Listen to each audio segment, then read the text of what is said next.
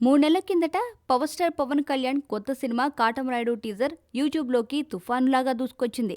అప్పటిదాకా ఉన్న తెలుగు టీజర్ల రికార్డులన్నింటినీ బద్దలు కొట్టేసింది. వ్యూస్ విషయంలోనే కాదు, లైక్స్ విషయంలోనూ సరికొత్త రికార్డులు నెలకొల్పింది.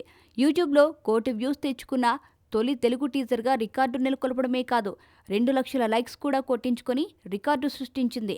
అయితే కాటమరాయుడు తర్వాత వచ్చిన దువ్వాడ జగన్నాథం దాన్ని మించిన జోరు చూపించడం విశేషమే. పవర్ స్టార్ ముందు స్టైలిష్ స్టార్ ఎంత అనుకునే వాళ్లకు దువ్వాడ జగన్నాథం అతడి స్టామినా ఏంటో చూపించింది. డీజే టీజర్ కాటమరాయుడు కంటే వేగంగా 1,00,00,000 వ్యూస్ తెచ్చుకోవడం విశేషం.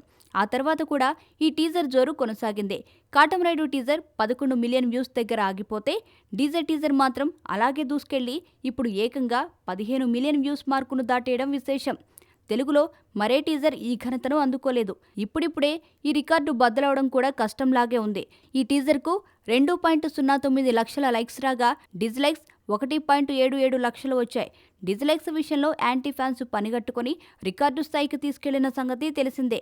అయితే వ్యూస్ విషయంలో వెనుకబడ్డ, లైక్స్ విషయంలో కాటమరాయుడు టీజర్ పైచేయి సాధించింది. ఆ టీజర్కు ఇప్పటిదాకా 2.61 లక్షల లైక్స్ వచ్చాయి.